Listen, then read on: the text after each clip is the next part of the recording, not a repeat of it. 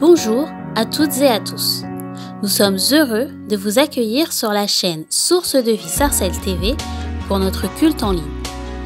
Nous vous invitons à louer et à adorer notre Dieu. Nous passerons du temps dans la prière et dans la méditation de sa parole. N'hésitez pas à réagir sur le live chat pour partager vos prières, vos mots de louange et vos salutations afin de rester connectés les uns avec les autres. Bon culte à chacun. Alléluia. Oh, est-ce qu'il y a des vivants en ce lieu ce matin? Est-ce qu'il y a des vivants en ce lieu ce matin? Oh là là, votre vie, je ne sais pas. Est-ce qu'il y a des vivants ce matin? Est-ce qu'il y a des enfants de Dieu ce matin? Est-ce qu'il y a des victorieux ce matin? Est-ce qu'il y a des victorieuses ce matin? Alléluia. Si tu es vivant et que tu aimes le Seigneur, acclame ton Dieu ce matin. Acclame-le de tout ton cœur. Alléluia. Notre Dieu est extraordinaire. Il est merveilleux. Devant les situations, les circonstances compliquées, devant les montagnes, devant les Goliaths qui se dressent devant nous, nous allons dire comme David: tu viens contre moi avec la lance et le javelot, mais moi je viens contre toi au nom de l'Éternel des armées. Le ressuscité vit en moi. Peu importe ce qui se dresse devant moi, Jésus reste Seigneur. Jésus est assis sur son trône. Il règne pour les siècles des siècles. Alléluia. Si tu es d'accord avec moi, acclame ton Dieu et commence à entrer dans la louange et l'adoration. Je veux danser et louer, peu importe les circonstances.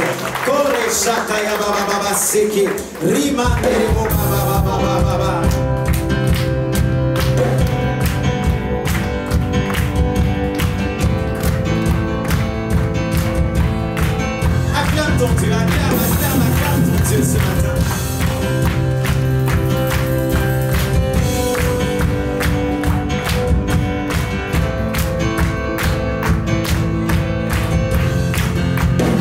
Je veux danser et louer. Je veux danser et louer. Peu importe ce que je Le ressuscité.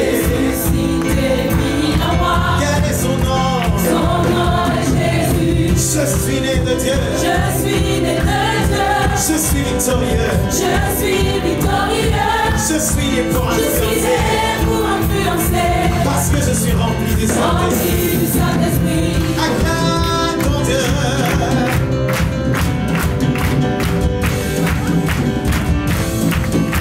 Et tu peux même pousser un cri de joie. Je veux danser et louer. Je veux danser et louer.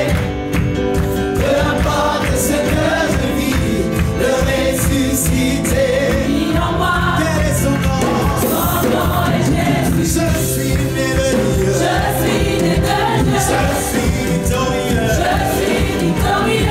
Je suis né pour Je suis influencer. né pour influencer. Parce que je suis rempli du Saint-Esprit. Alors je louerai son nom. Je louerai son nom. Je louerai son nom. Je louerai son Je nom. louerai son nom. Je suis plus que vainqueur. Je suis plus que vainqueur. Je louerai. Je louerai son nom. Je louerai. Son nom. Je louerai. Je louerai son nom. Je suis plus que vainqueur. Je suis plus que vainqueur. Hey. Oh, oh, oh, oh, oh, oh.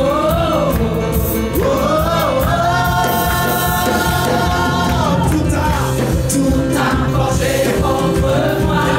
les sangs et Tu es sans le ressuscité en moi.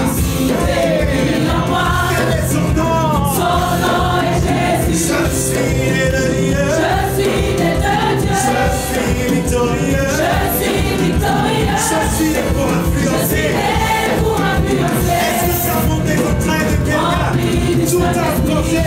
Tout a forgé contre moi. Est-ce que ça monte de tes Et entrailles? tu es sans effet. Le ressuscité. Tu es mis en moi. Chantons quelqu'un qui est vivant. Son nom est Jésus. Je suis né de Dieu. Je suis né de Dieu. Je suis victorieux. Je suis victorieux. Je suis né pour Je influencer. suis né pour influencer. Parce que je suis rempli du Saint-Esprit. Rempli du Alors je louerai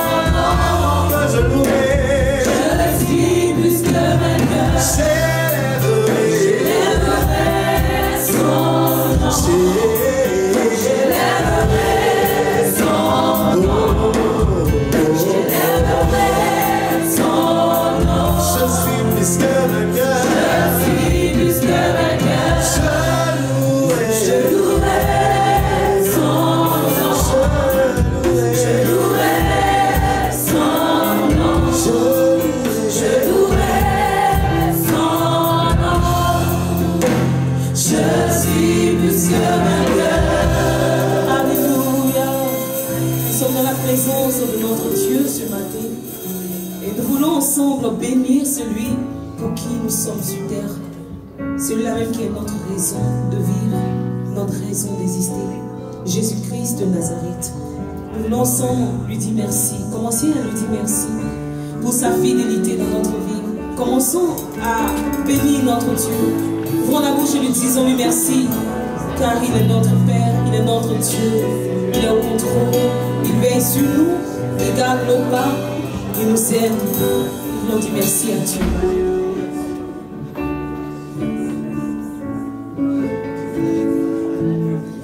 Oh Jésus, je viens te dire, Seigneur, que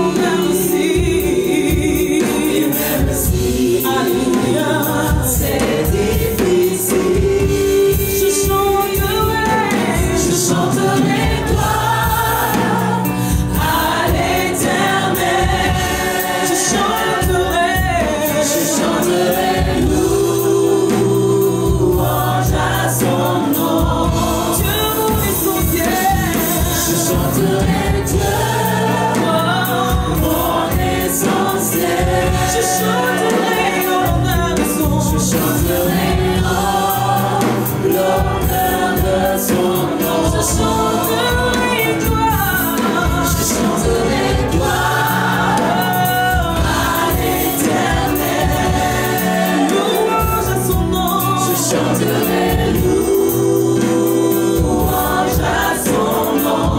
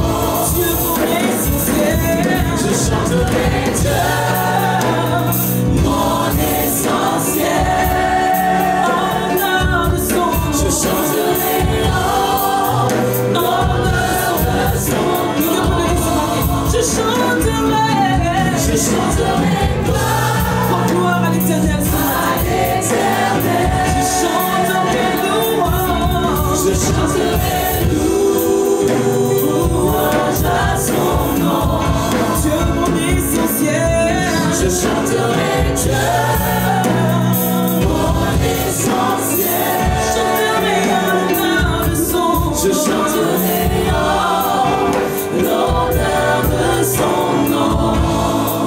Je viens t'offrir, Seigneur.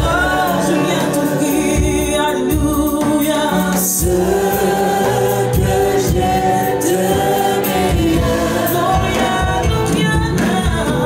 Je viens t'offrir ma vie. Oui, à toi Jésus-Christ. Oui, à toi Jésus-Christ.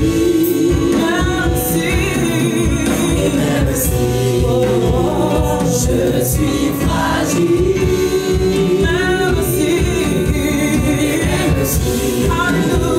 c'est difficile. Que je chante, je chanterai à l'éternel. Je chanterai louange à son nom. Il est mon essentiel. Je chanterai Dieu, mon essentiel. Je chanterai mon honneur. Je chanterai l'honneur de son nom. Est-ce que Dieu est ton essentiel ce matin? Tu peux commencer à dire Dieu, tu es mon essentiel. Tu es ma raison de vivre, Dieu.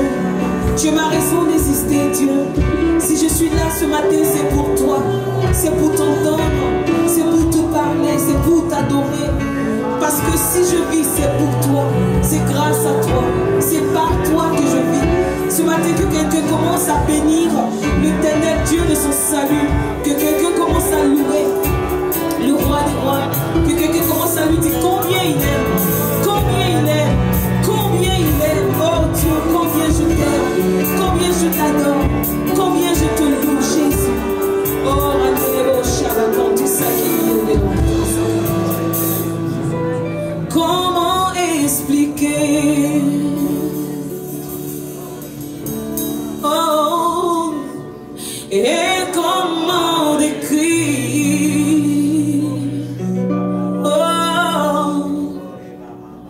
l'amour si grand, si puissant, que rien ne peut le contenir. Rien ne peut le contenir. Nous parlons de l'amour de Jésus. Disons encore, comment expliquer? Comment expliquer? Oh, et comment décrire? Et comment L'amour si grand et si puissant, l'amour si grand, si puissant. que rien dans les cieux ni sur la terre ne peuvent contenir. Rien ne peut le contenir. Seigneur Jésus, car tu sais mes espoirs. Tu sais mes espoirs. Que l'adorateur élève la voix et dit Seigneur, tu sais mes craintes. Seigneur, tu sais mes Oh Jésus, et mes mots sont bien trop petits. mots sont bien trop petits.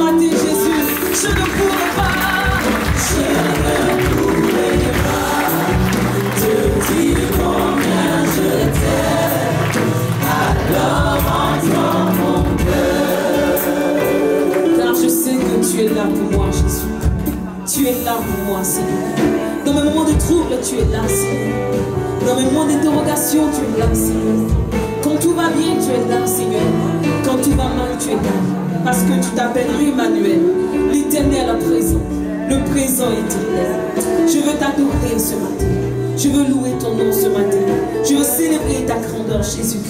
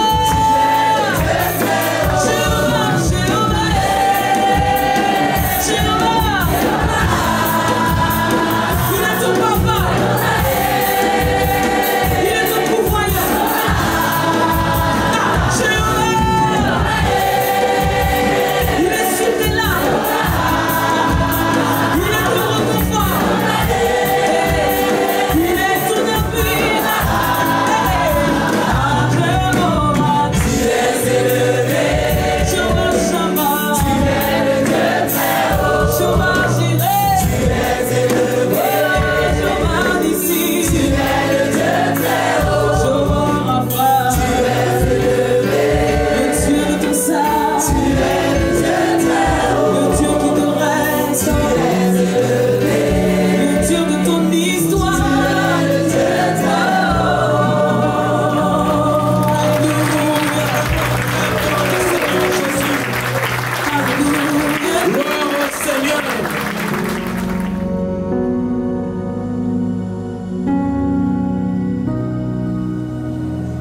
Gloire à Dieu.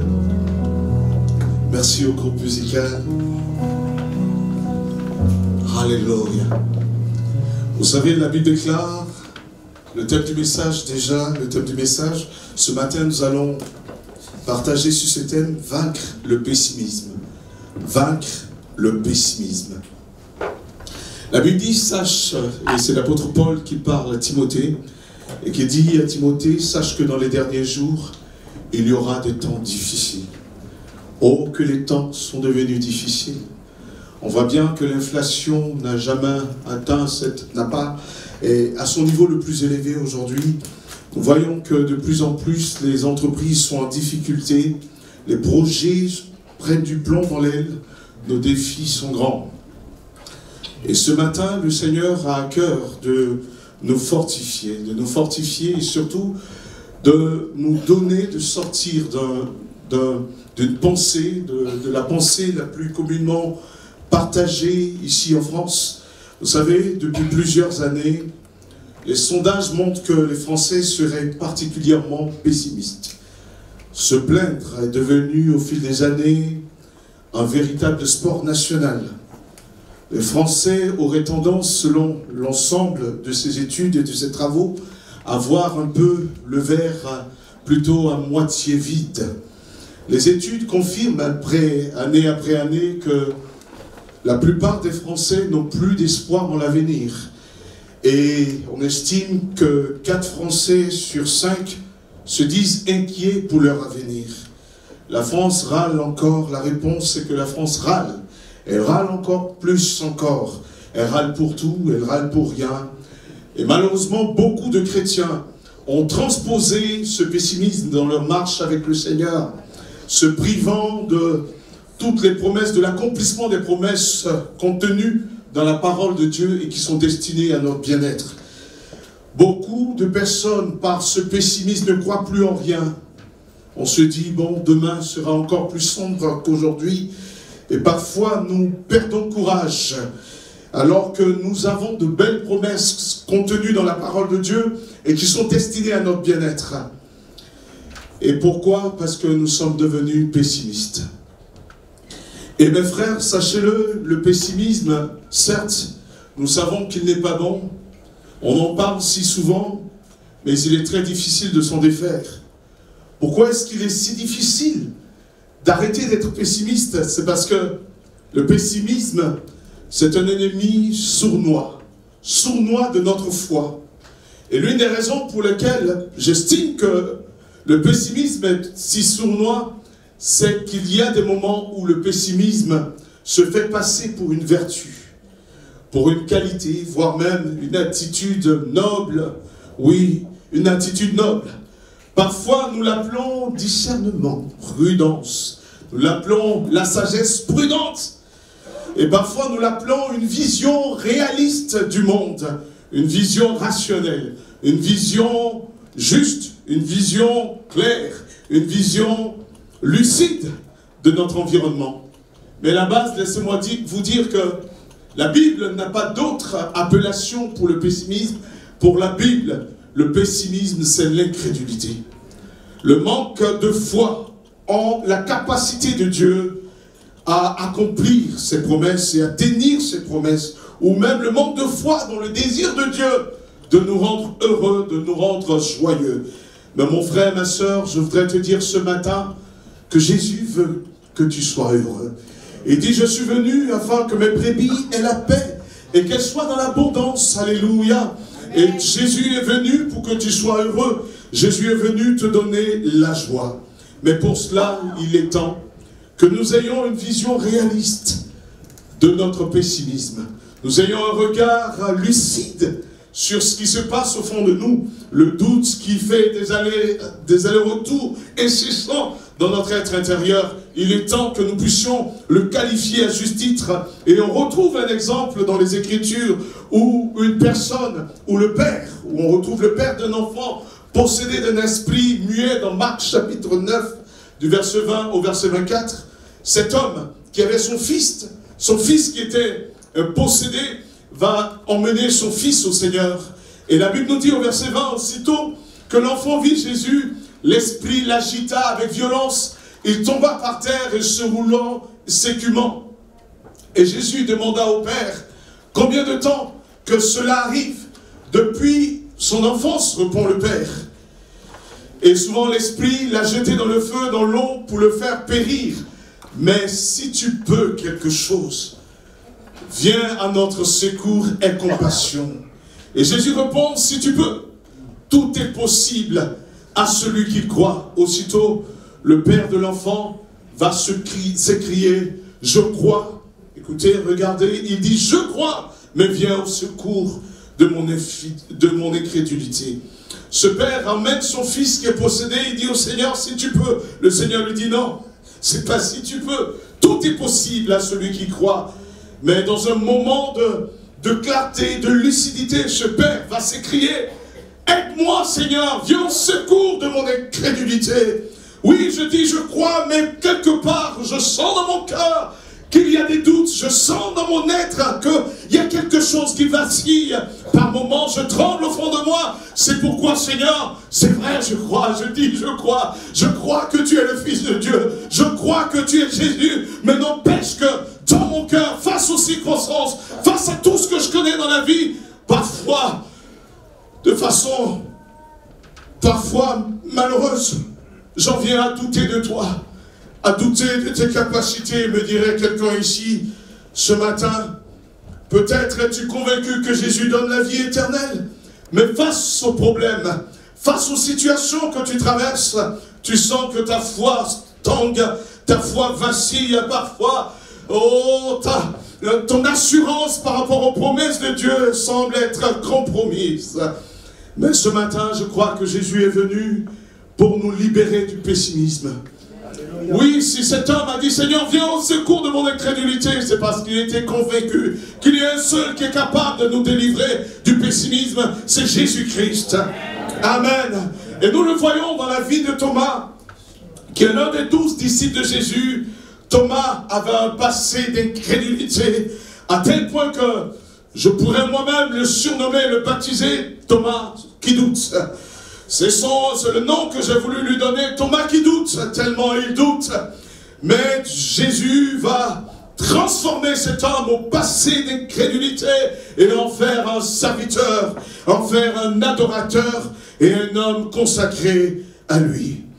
Oui, nous allons voir que c'est par un processus que Jésus a transformé la vie de Thomas. C'est pas un processus qu'il a brisé le joug du pessimisme et qu'il en a fait un homme qui reconnaît Jésus comme son Seigneur, comme son Sauveur, comme le maître absolu de sa vie. La première étape dans ce processus, pour moi, la première étape, en lisant les Écritures, je la trouve même dans l'appel de Thomas. Jésus va choisir Thomas dans Matthieu chapitre 10, du verset 1er au verset 3. La Bible dit que Jésus va choisir Thomas. Du verset 1er au verset 3, on cite la liste des apôtres, des 12 qui ont été choisis par Jésus en dépit de ce que Thomas avait dans son cœur, en dépit de sa foi si souvent vacillante. Jésus l'a choisi. Jésus l'a choisi. Pourtant, la Bible nous dit dans Jean 2, verset 24 au verset 25, la Bible nous dit qu'il connaît les cœurs. Il n'a pas besoin qu'on lui rende témoignage de l'aspect de nos cœurs. Donc il connaissait Thomas, mais Jésus l'a choisi. Oh, laisse-moi te dire ce matin, la première étape pour que tu sortes de ce pessimisme, c'est que tu réalises que malgré tes doutes, malgré tous ces vacillements, Jésus-Christ t'aime et il t'a choisi. Et il t'a choisi afin que tu vives l'extraordinaire avec lui. Il a choisi Thomas pour être l'un des 12 qui allait partir prêcher la bonne nouvelle, imposer la main aux malades et il serait guéri, et pour être de ceux qui chasseront les démons. Oui, mon frère, ma soeur, en dépit de tes doutes, en dépit des étapes et de la trajectoire c'est toi que tu as. Laisse-moi te dire, la première vérité, c'est que Jésus t'a choisi avec tes imperfections. Alléluia. Il n'est pas venu pour sauver les parfaits, mais il est venu pour nous qui sommes malades. Il est venu pour celui ou celle qui dit parfois au milieu de la nuit, Seigneur, tu m'as abandonné. Il est venu pour celui ou celle qui dit, Seigneur, je ne sais pas si je vivrai encore. Il est venu pour celui ou celle qui chaque soir se dit, oh, cette situation est si difficile. Seigneur, es-tu là, es-tu présent? Jésus est venu pour toi. Tu es un candidat. Alléluia. Dans Jean 1, verset 12 au verset 13, la Bible dit, à tous ceux qui l'ont reçu, à ceux qui croient en son nom, il a donné le pouvoir de devenir des enfants de Dieu, lesquels sont nés ni de la chair ni du sang, mais qui sont nés par la volonté de Dieu lui-même. Oh, nous sommes enfants de Dieu et nous le sommes réellement. Amen. Amen. Dis avec moi, je suis un enfant de Dieu. Je suis candidat pour une vie extraordinaire. Alléluia. J'ai été sélectionné pour vivre l'extraordinaire de Dieu. Alléluia. Alléluia. Et la Bible nous dit dans 1 Jean chapitre 3 verset 1, voyez de quel amour le Père nous a, voyez quel amour le Père nous a témoigné pour que nous soyons appelés enfants de Dieu. Et Jean, l'apôtre Jean rajoute, et nous le sommes. Alléluia. Si l'ennemi te dit que tu n'es pas enfant de Dieu, parce qu'il t'arrive de douter, dis-lui, tu es un menteur. Alléluia. Amen.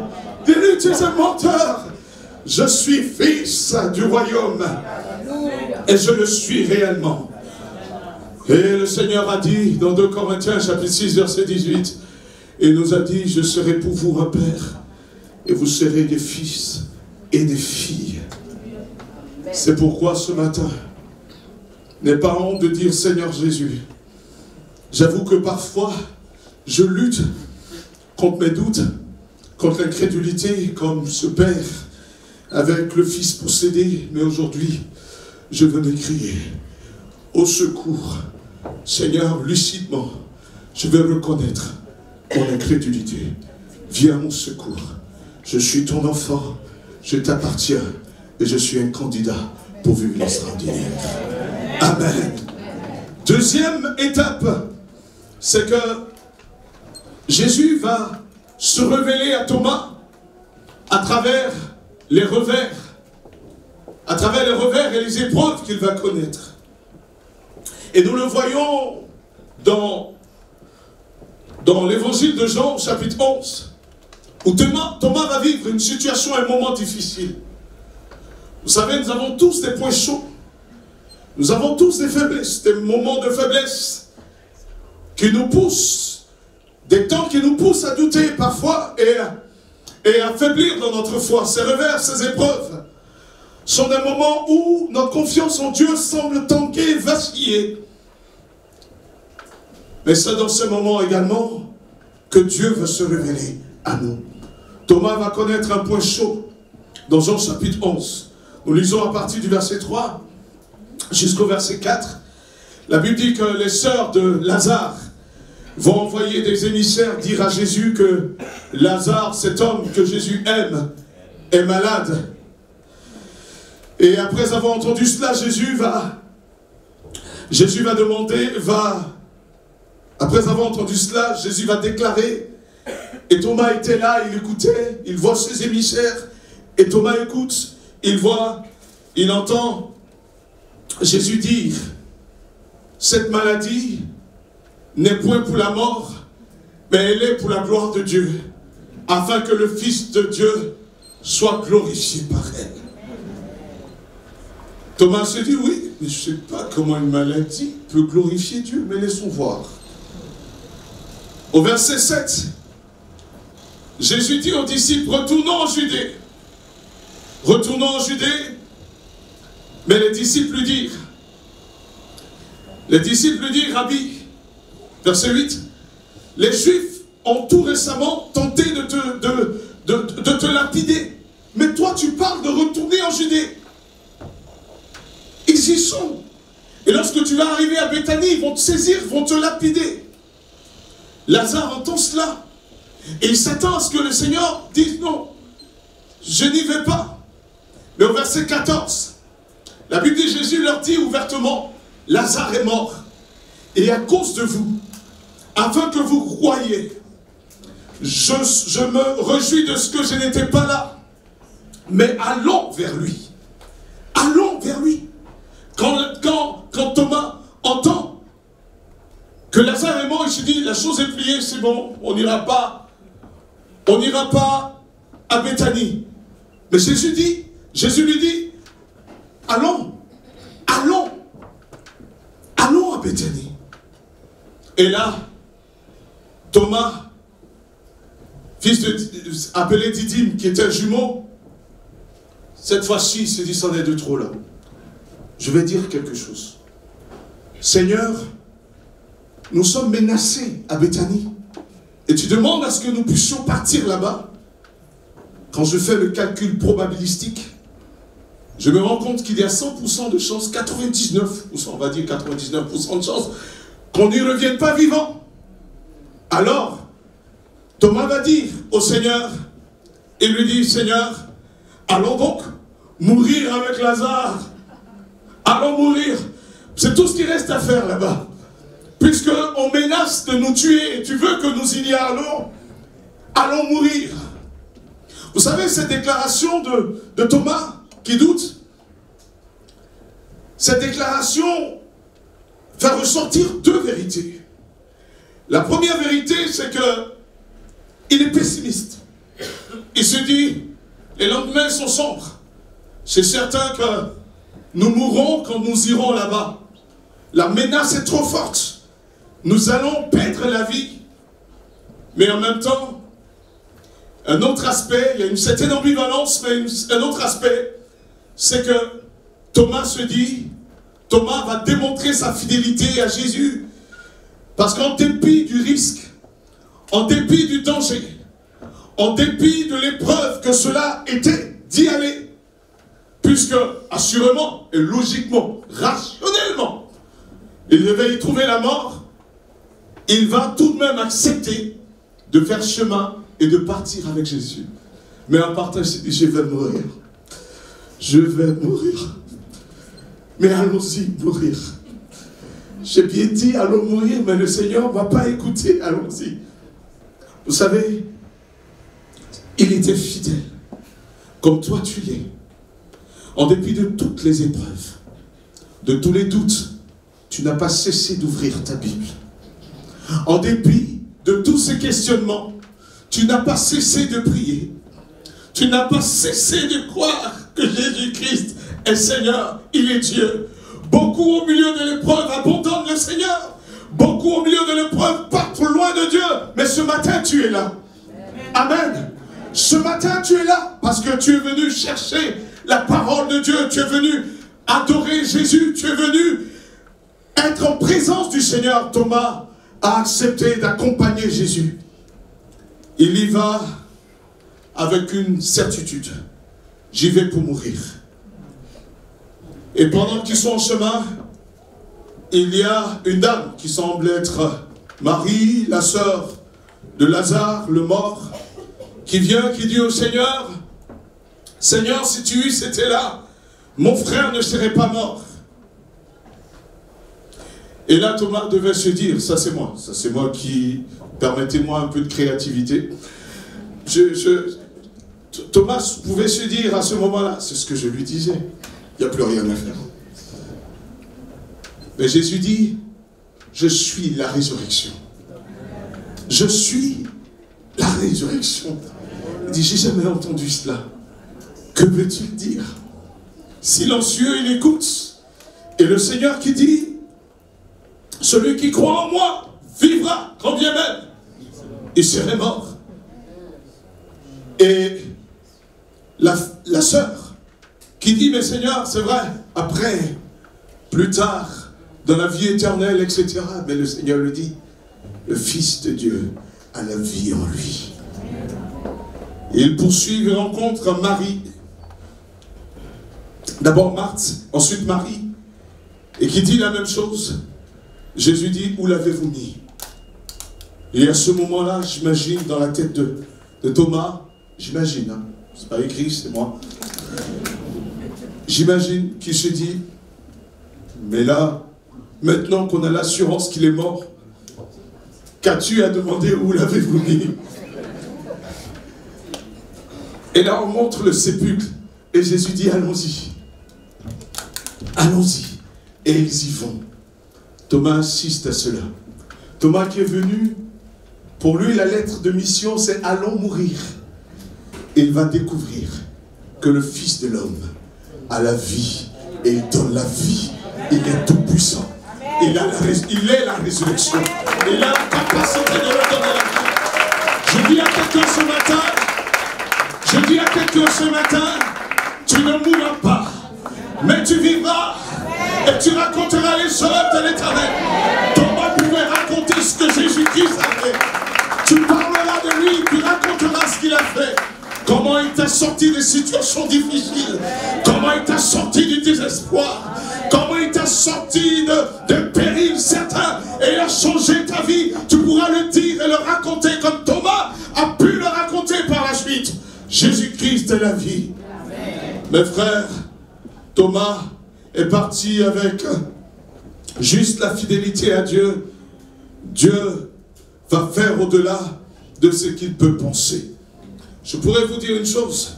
Il partait juste pour mourir, mais il va voir que le Fils de l'homme a la vie.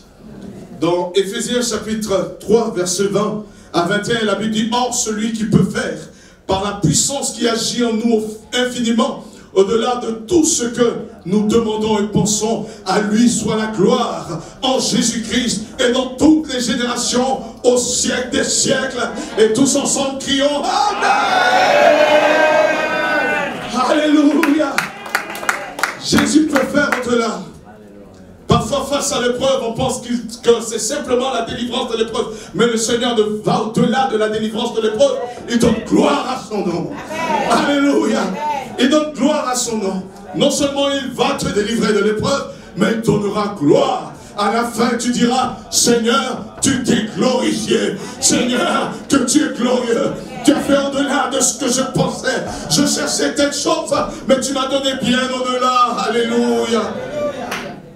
La troisième étape, c'est à ce moment-là que le Seigneur va donner, il restait quand même un résidu d'incrédulité malgré tout cela dans le cœur de Thomas, mais le Seigneur va donner le coup de grâce au pessimisme afin de l'émietter, de le détruire définitivement, ce pessimisme qui régnait dans le cœur de Lazare. Lazare va croire, va vivre la crucifixion de Jésus-Christ. Il vit la crucifixion de Jésus-Christ. Jésus est crucifié. Et pour lui, cette crucifixion, la mort de Jésus marquait la fin de l'aventure. Pour lui, l'aventure est terminée. Aussi, lorsque les autres disciples décident de dire, ils se disent les uns les autres, restons, souvenons-nous qu'il avait dit, détruisez ce temple, je le rebâtirai en 3 jours. Souvenez-vous qu'il a dit, je donne, le Fils de l'homme est venu donner sa vie. Personne ne lui arrache sa vie, mais il la donne lui-même. Souvenez-vous qu'il a dit, peut-être y a-t-il une suite à l'aventure. Il décide de se réunir. Et dans Jean chapitre 20, du verset 19 au verset 21, la Bible dit le soir de ce jour, qui était le premier jour de la semaine, les portes du lieu où ils se trouvaient, les disciples étaient fermés à cause de la crainte qu'ils avaient des Juifs. Jésus vint et se présenta à eux et leur dit, paix soit avec vous. Paix soit avec vous. Et verset 20, et quand il lui dit cela, il leur montra ses mains et son côté. Les disciples furent dans la joie en voyant le Seigneur. Alléluia. Oh, les disciples voient que celui que Jésus a fait ce qu'il a dit, il est ressuscité. Il est véritablement ressuscité. Quelle euphorie, quel cri de joie. Ils étaient dans la joie. Eux qui étaient dans l'instant tristes et malheureux, les voici réjouis dans la joie parce qu'ils ont vu Jésus. Amen. Alléluia. Et alors ils se disent, allons voir Thomas. Allons le dire à Thomas. Thomas n'est pas là, mais allons le voir. Et ils vont voir Thomas qui toujours doute. Thomas n'y était pas. Par contre, Thomas n'était pas à ce rendez-vous parce qu'il s'est dit, voilà, sans aucun doute, c'est terminé. Il n'y a plus rien. Je passe à autre chose. Ce Jésus qui était avec nous, il a fait de bonnes choses, mais bon, là il est mort. Je l'ai vu donner la vie à un mort, mais je ne crois pas qu'il soit capable de se ressusciter lui-même. L'aventure est terminée. Et là, il voit venir les autres disciples. Thomas! Thomas! Thomas! Ça y est! Jésus est vivant! Et là, je m'attends à voir Thomas en train de dire, oh mon Dieu, je vous suis dans l'aventure. Regardez l'euphorie de Thomas. Si je ne vois, verset 25, si je ne vois dans ses mains la marque des clous, si je ne mets mon doigt dans les marques des clous, si je ne mets ma main dans son côté, je ne croirai point. Ça s'appelle du cassage. Thomas a cassé l'euphorie. Il les a complètement cassés, il a cassé l'atmosphère. Tu imagines, tu viens, tu cries, et puis le gars, mon gars, pardon, doucement. Thomas qui doute. Et là, après une semaine, quand une semaine après, lorsque Jésus apparut une semaine plus tard, Thomas, qui doutait encore, eut l'occasion de faire exactement ce qu'il avait établi comme la seule condition par laquelle il pourrait croire que Jésus est vivant. Au verset 27, Jésus apparaît et il appelle Thomas. Il n'abandonne pas Thomas qui doute. Vous voyez quelle patience que le Seigneur a. Il a douté la première fois. Le Seigneur l'a choisi. Le Seigneur était avec lui. Le Seigneur ressuscite Lazare. Mais encore un résidu de doute. Voyez comment le Père est patient. Voyez comment Dieu est bon. Alléluia. Ouf, je dis à quelqu'un, non. C'est pas la trajectoire qui compte, c'est la fin qui compte. Alléluia. Et Jésus dit, il dit à Thomas, dans cette foule de disciples, il appelle Thomas, il dit, avance, viens, avance ici, Thomas. Au verset 27, il dit, avance ton doigt et regarde mes mains. Avance aussi ta main pour toucher, comme tu l'as dit. Tu peux y mettre ton doigt. Il dit, mets ta main dans mon côté. Il prend la main de Thomas et la main dans son côté. Et il rajoute, et après avoir fait tout cela, ne sois plus incrédule. Crois. Thomas, ne sois plus incrédule. La résurrection de Jésus-Christ est le socle de notre foi. Amen. Si Jésus était resté dans le tombeau, notre espérance serait vaine. Mais notre espérance est vivante. L'apôtre Paul pouvait dire aux chrétiens d'Éphèse, dans Éphésiens chapitre 1, à partir du verset 17 jusqu'au verset 20, par là, il leur dit, je prie, ayant entendu parler de vous, je prie, afin que vous ayez la révélation et la sagesse dans la connaissance de Dieu. Mais je prie, afin que par-dessus tout cela, vous puissiez avoir la révélation de la puissance de Dieu. Et cette puissance, il a déployée en ressuscitant Jésus-Christ d'entre les morts. Amen. En ressuscitant, et cette puissance-là, il a ressuscité d'entre les morts et il l'a établi comme chef suprême de l'Église. Il a tout mis sous ses pieds. Trône, dignité, autorité. Il a tout mis sous ses pieds. Je prie que vous réalisiez que tout est sous les pieds de Jésus. Alléluia.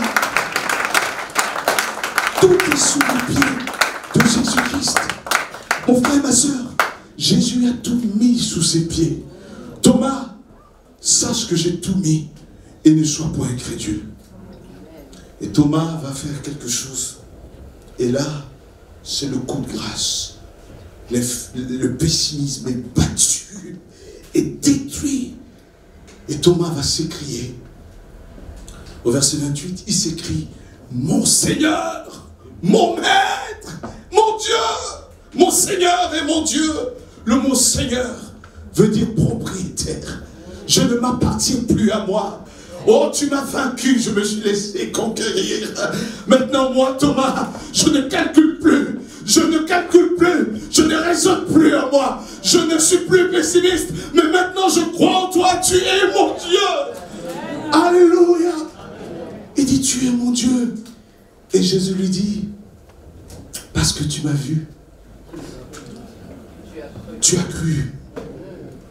Mais il y a encore d'autres qui sont plus grands. Il y a quelque chose de plus élevé. C'est ceux-là qui n'ont pas vu et qui ont cru. Et là, l'apôtre Paul nous enseigne que la foi, c'est la ferme assurance des choses qu'on espère. Une démonstration de celles qu'on ne voit pas. Pour l'avoir possédée, les anciens ont obtenu un témoignage favorable. Dis avec moi, mon témoignage est favorable. Est-ce que tu sais que, en croyant par ta foi de l'instant, les circonstances sont en train d'être transformées autour de toi? Parce que tu es en train de saisir la parole de Dieu. Quelque chose, la puissance du Saint-Esprit est en marche autour de toi. Je ne sais pas quelles circonstances tu es en train de traverser. Je ne sais pas quelle épreuve tu es en train de traverser. Mais le Saint-Esprit est à l'œuvre maintenant. Le ciel est en train de s'ouvrir pour toi. Parce que tu as cru. Tout est possible. Tout est possible. À celui qui croit. À celui qui croit. Vous savez une chose, la Bible dit au verset 6 d'Hébreux chapitre 11. La Bible dit que celui, au verset 6 d'Hébreux 11, la Bible dit que celui, sans la foi il est impossible de lui être agréable, mais que celui qui s'approche de Dieu croit que Dieu existe. C'est ce que Thomas a dit. Dieu, tu es Dieu, tu es mon Dieu, tu existes. Je t'ai connu comme un homme, je pensais que tu étais comme un homme, mais maintenant tu es Dieu. Alléluia. Tu es Dieu. Amen. Tu es Seigneur. Et qu'il est le rémunérateur de ceux qui le cherchent.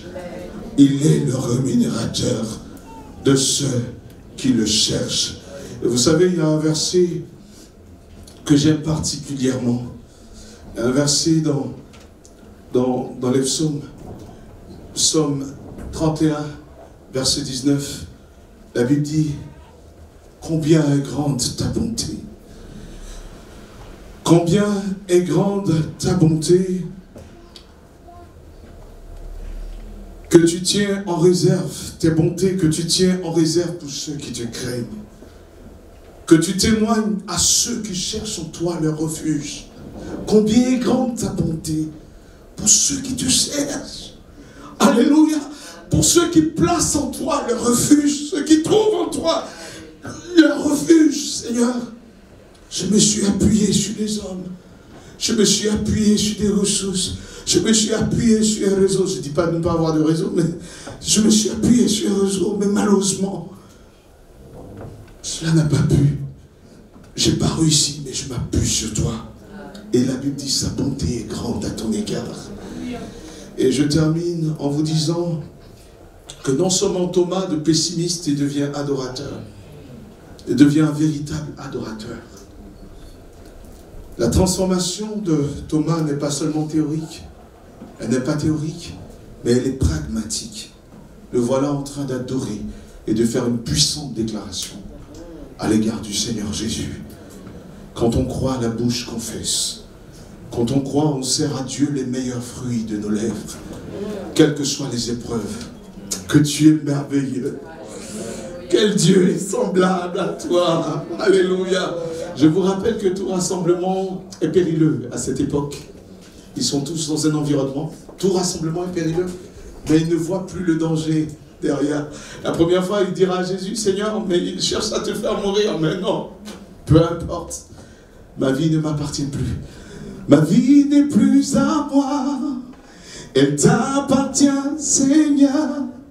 Père, je me livre totalement. Je me livre totalement.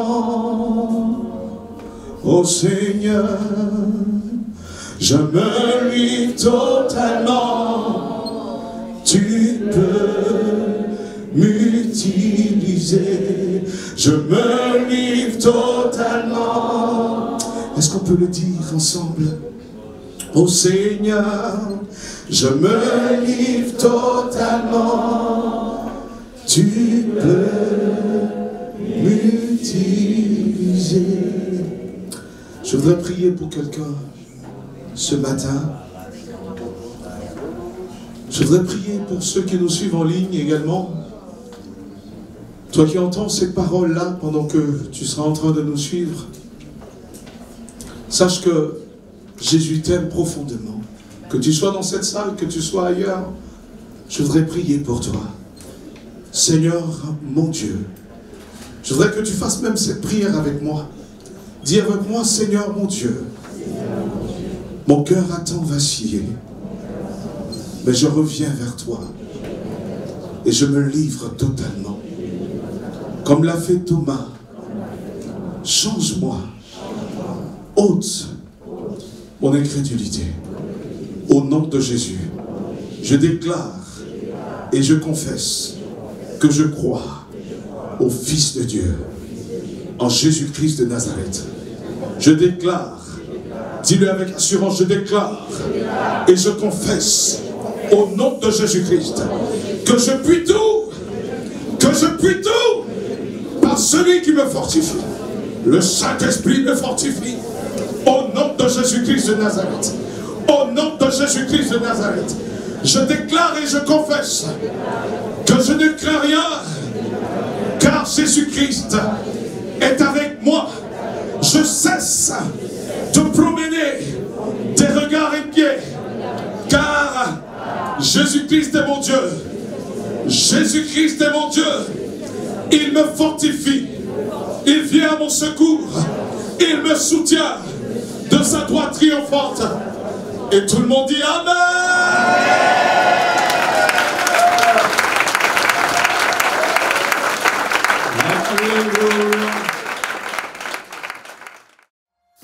C'est ainsi que notre culte en ligne se termine. Nous sommes très heureux de vous compter parmi nos participants.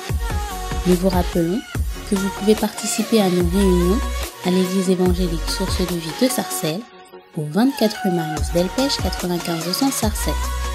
Vous pouvez continuer de soutenir l'œuvre financièrement de plusieurs façons. Par virement bancaire, par chèque ou par carte bancaire et prélèvement avec la plateforme DonorBox qui est sécurisée et facile d'utilisation. Merci d'avance pour votre aide et votre générosité et merci à tous ceux qui ont déjà fait des dons par ces différents types de paiements. Retrouvez toutes les informations sur les réunions et sur les paiements dans la description sous la vidéo. N'hésitez pas à liker et à partager la vidéo autour de vous, à vous abonner à la chaîne et à laisser des commentaires sous la vidéo. Que Dieu vous garde sous ses ailes.